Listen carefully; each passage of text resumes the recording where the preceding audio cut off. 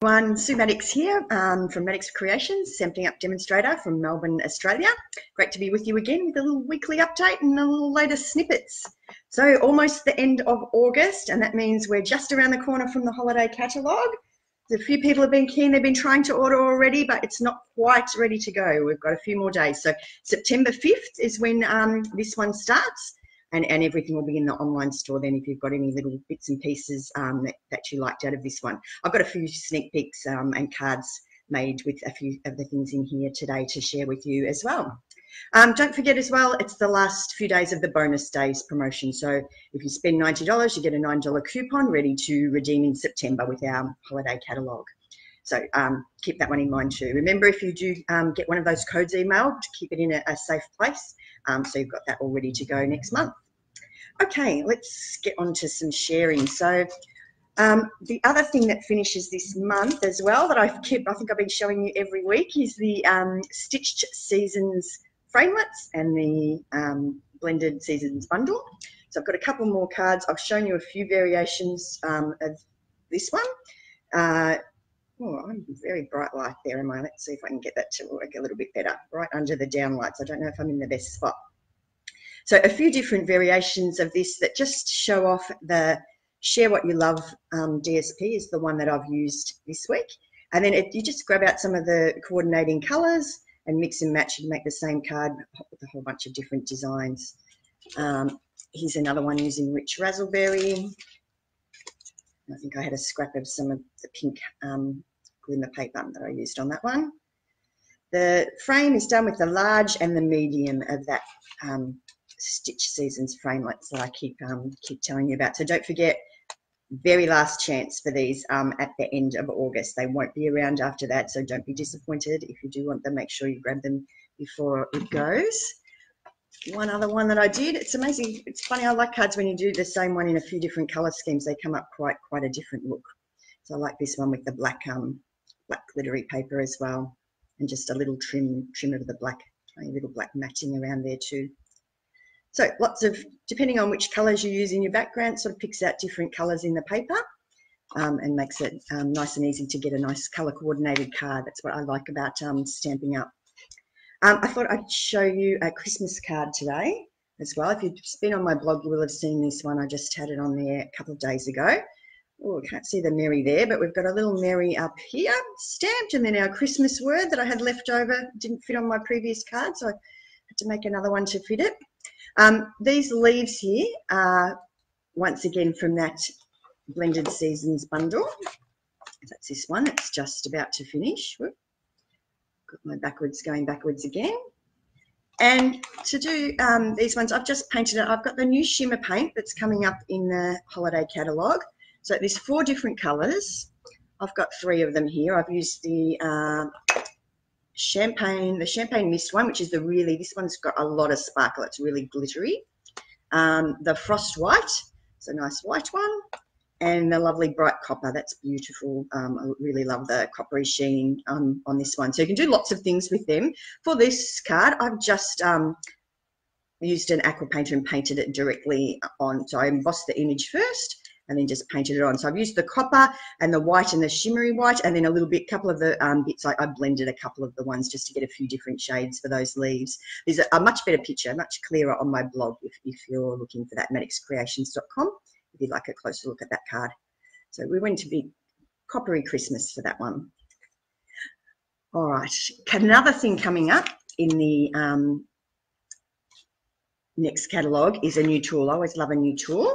So this one, now I had to look through, I was looking for this today to find out how much it was. It's $17 and it's called Take Your Pick. And I had to look through about 3 times before I found it. So if you're looking for it, it's on page 30. But it's a new tool. It's got, one end has got a tacky putty sort of a thing. And yeah, you give it a little twist, a little push, and then a little bit of putty comes out of the end.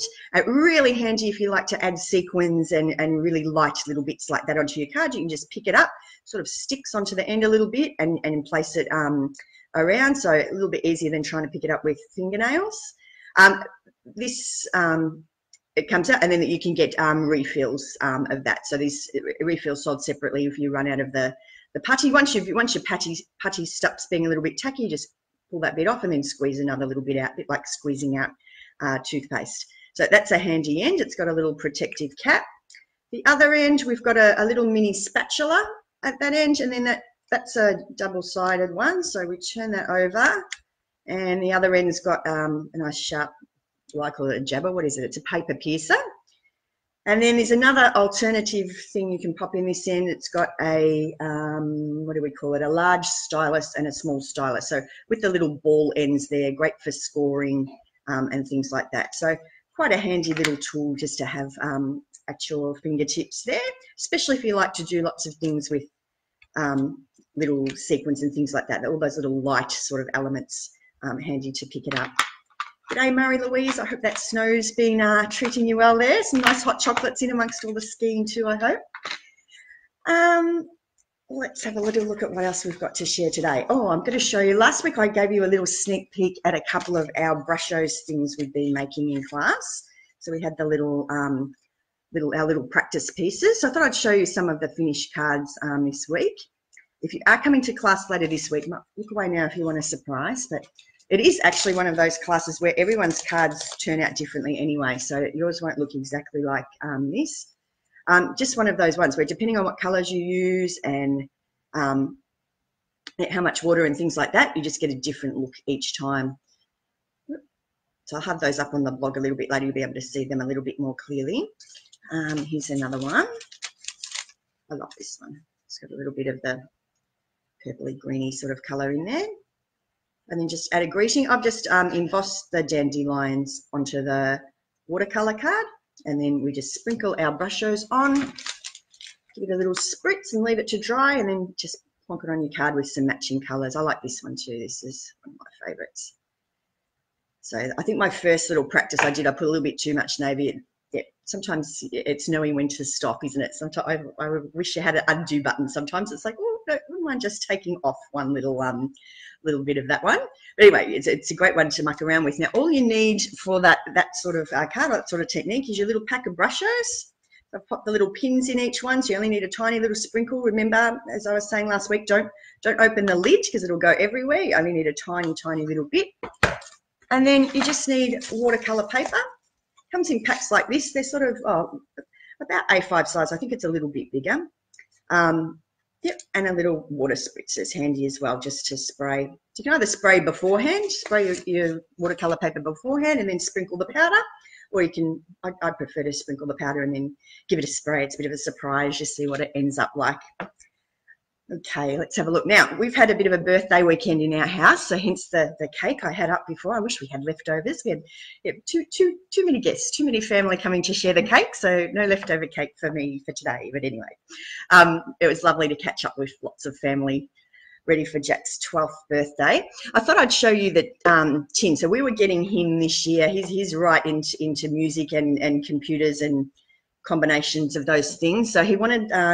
He's been playing around with a light version of, I don't even know what it is. It's Ableton. It's some music program thing. And so he's tested that out for a while, and we thought, no, he will get him the full version. So I just printed that up on a little piece of paper. So just to dress it up a little bit, I used one of our copper tins. Remember, they come in a pack of 4 like this. They're in the main catalogue, just plain.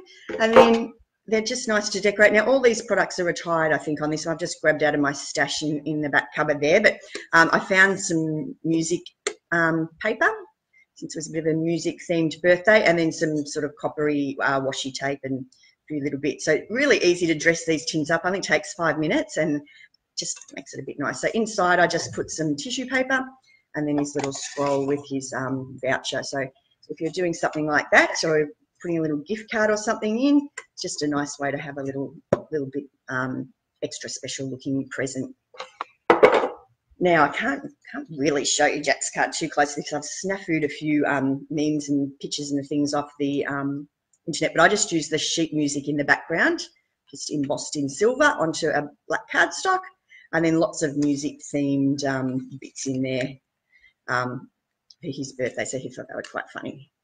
I thought I'd show you a couple of other ones. My sister-in-law, she always makes these beautiful quilling cards with the little skinny bits of paper that you twirl up and then glue on. So I thought that one came up really well. Looked lovely with the crimped paper there in the background too. And Hannah got busy as well. She got out my circle punches and some of that lovely wood grain paper.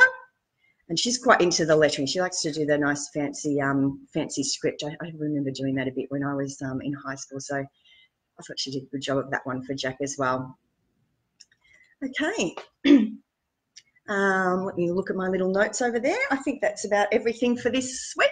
So that'll be it for today, and I'll take care, and I'll catch up with you next week, ready for our whatever the latest news in, probably a little bit more holiday catalogue news by then.